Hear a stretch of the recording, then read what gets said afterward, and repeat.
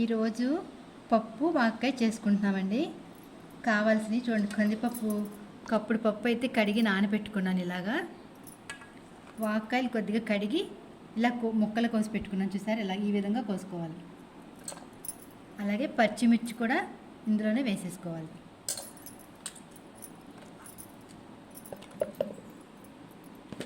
కొద్దిగా పసుపు కూడా వేసుకోవాలి ఇందులోనే. కారం అనేది వేయట్లేదండి, ఎందుకంటే పప్పులో కారం వేయకుండా ఓన్లీ పచ్చిమిర్చి మాత్రం వేసుకుంటే చాలా బాగుంటుందండి. అలాగే ఉల్లిపాయ ముక్కలు కూడా వేసాను చూడండి, అన్నీ వేసాను. కొద్దిగా వాటర్ పోసిన తర్వాత విజిల్ పెట్టుకుందాం.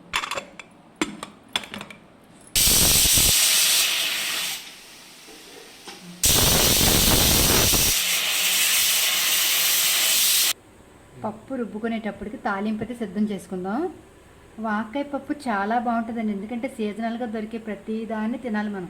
పండ్లైనా సరే, కాయగూరలైనా సరే, ఏదైనా సరే వాక్కాయ హెల్త్కి చాలా మంచిదన్నమాట. అందుకు మేమైతే వారంలో ఒక్కసారైనా తింటుంటాం దీన్ని. అలాగే ప్రతి ఒక్కరు కూడా తింటే చాలా మంచిది. ఆయిల్ అయితే వేసాను చూడండి. పోపు సామాన్లు అంటే మనందరికీ తెలిసిందే కదండి. ఆవాలు, జీలకర్ర, ఎండుమిర్చి ఇవన్నీ వేసుకుని పోపు పెట్టుకుంటాం.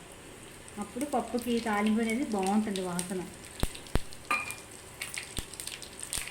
కాస్తంత ఇంగువ కూడా వేస్తున్నా చూడండి.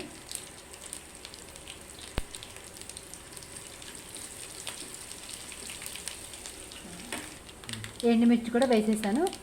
కరివేపాకు వేసేసాను. మూత తీసి 4 విజిల్ వచ్చిన తర్వాత తీసాను చూడండి, ఇలా ఉంది పప్పు అయితే. కొంచెం పప్పు గుత్తుతో మెదిపేసుకుంటే మెత్తగా అయిపోతుంది, ఎక్కువగా అవసరం లేదు. పప్పులో అయితే తాలింపు ఇలా వేసేసాను చూడండి, ఎంత బాగుందో కలర్ఫుల్గా.